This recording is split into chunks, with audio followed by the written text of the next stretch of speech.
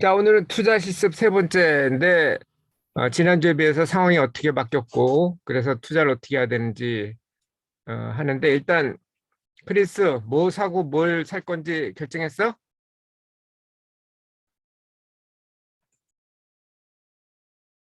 크리스, 왜? 뭘 사고 뭘 팔 건지 결정했냐고. 결정 못 했는데? 그걸 해야 뭐 리뷰를 같이 하지.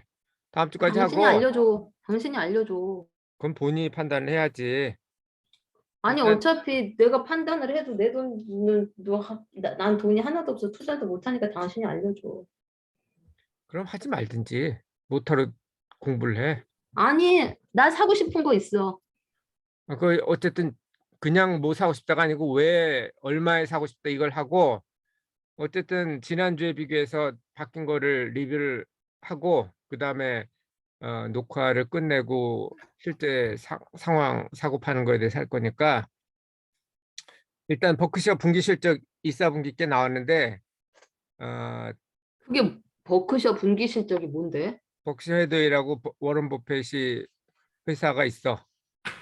그 탑 미국 그 증시에서 가장 1등주가 애플, 그다음 마이크로소프트 이런 식으로 쭉 내려가는데 그중에 6인가 7인가가 버크셔 해더웨이고 버크셔 분기 실적이 1년 전보다 반으로 줄었어. 1년 전에는 117억 흑자였는데 시장에서는 뭐 줄어서 한 60억 정도 될 거라고 생각하고 실제로 발표한 거는 54억 불이 흑자야. 그래서 주가도 15%가 빠져가지고 원래 54만 불이었는데 지금 46만 불로 떨어졌어. 한 주에. 당신은 어떻게 됐어?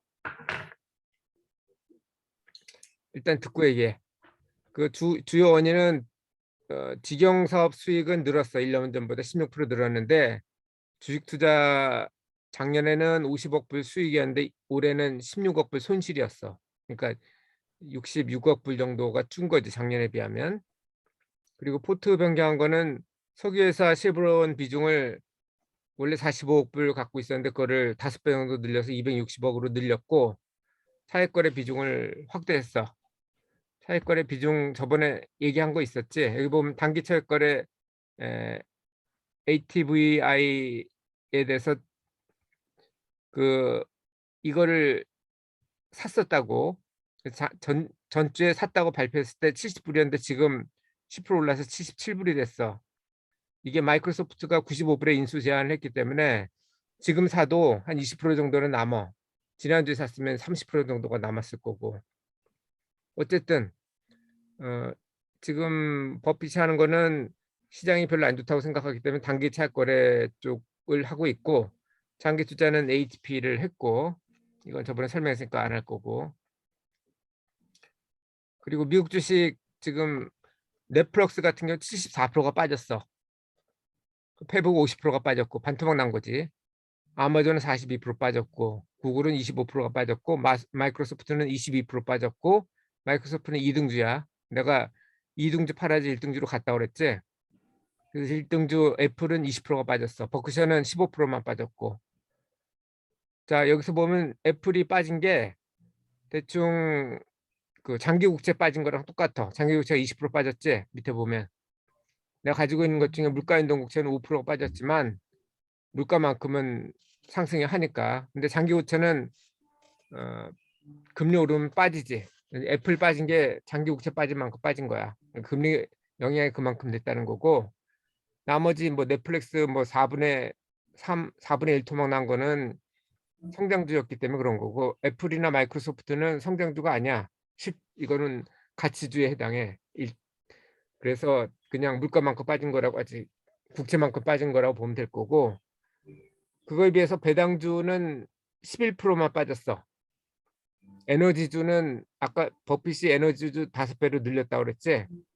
그거는 33%가 올랐어, 오히려.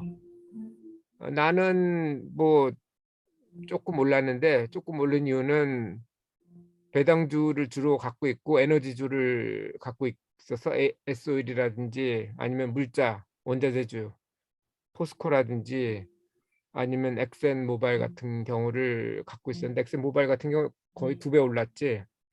그래서 나는 빠지진 않았는데 어쨌든 보면 지금 농산물 가격 상승인데 전년에 비해서 얼만큼 올랐냐면은 작년에도 올랐지. 왜냐하면 코로나 때 물류 비용이 상승했기 때문에. 올해는 근데 거기에 우크라이나 러시아가 침략을 해서 밀 수출을 제일 많이 한 나라가 러시아하고 2위가 우크라이나, 뭐 3위가 인도, 뭐 이런 식으로 내려갔는데 러시아하고 우크라이나에서 수출을 못해. 우크라이나 같은 경우는 생산량 자체가 30%가 줄었고 내년엔 더 줄 거래. 파종을 지금 못 하고 있잖아. 전쟁 나는데 어떻게 파종을 하겠어. 그리고 러시아산 석유를 수입 금지가지고 석유값이 오르고 있고 지금 2불이 넘지. 예전엔 1불 이하인 적도 있었는데. 그래서 이 러시아 서방 수입 금지에 참여 안 한 중국하고 인도만 러시아에서 싸게 사고 있고 비교적.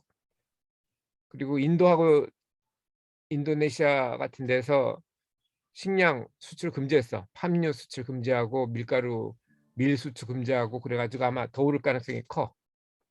그래서 지금까지 보면 농산물 가격이 밀은 74%가 올랐고 옥수수는 37%, 대두는 18% 올랐는데 쌀값은 별로 안 올랐어. 그래서 물가가 지금 농산물하고 석유를 중심으로 해가지고 역대 최고치를 갱신하고 있는데 문제는 석유하고 농산물은 없으면 못 살아. 굶고 뭐 식량 없으면 죽으니까 이거는 뭐 부족하면은 이 10배가 오를 수도 있지 쉽게 얘기하면. 그리고 석유도 에너지 없이는 이 전쟁도 못하고 그리고 농산물 같은 경우도 미국이라든지 이렇게 대규모 영농하는 데는 트랙터나 이런 걸 이용하기 때문에 석유가 없으면 안 돼, 못해. 그래서 이게 조금 올라갈 가능성이 높아. 그리고 이거를 지난번하고 비교해 보면은 버핏이 지금 하고 있는 게 물가 상승하고 경기 상승 쪽으로 해서 원자재하고 주식을 비중을 늘리고 있다고. 주식 비중 저번에 늘렸다는 거 얘기했었지. 1,400억 불 현금 갖고 있는 거 지금 1,000억 불 정도로 줄였다고. 주식 늘리고 있고 원자재주, 그러니까 지금 석유주를 많이 샀어. 석유주 5배로 늘렸다고 그랬지. 그래서 지금 이 분면에 있고 여기서 이제 경기가 좀 빠지기 시작하면 이쪽으로 갈 거라고. 원자재는 그대로 갖고 가고 인프라 펀드나 팁스가 이 물가 연동체거든. 지금 물가 연동체 내가 가지고 있는 게 5%가 빠졌는데 금리가 더 이상 오르지 않을 경우가 되면 그때는 이제 물가 연동체를 사는 게 도움이 될 수 있지. 지금 여기까지고 질문 있으면 하고 없으면은 녹화 끝낸 다음에 그 어떻게 사고 팔고 한지에 대해서 얘기를 해보자. 질문 없어. 녹화 끝내. 자, 그러면 매매 방법에 대해서 간단하게 얘기를 하고 그다음에 녹화를 끝낼 건데 매매하는 방법은 시가 매매하고 지정가 매매가 있어. 시가 매매를 하면은 그냥 시가로 사고 팔고 하는 거니까 신속하게 된다는 건데 단점은 비싸게 팔거나 아니 비싸게 사거나 싸게 팔 수가 있다는 거지. 그리고 살 때 같은 경우는 시장가로 사기 때문에 얼마에 살지 몰라서 돈이 부족할 수 있다는 게 문제고 지정가 매매로 하는 방법은 뭐 전일 최고가나 최저가로 팔거나 사는 거 혹은 전주, 전월 이렇게 나눠 살 수 있는데 전일 최고가나 최저가를 하려면 매일 주문을 해야 될 거고 안 됐을 가능성이 있으니까 그리고 전주나 전월로 하면은 매주나 매달 주문을 해야 되는데 이 중에 어느 쪽으로 하는 게 제일 좋다고 생각해?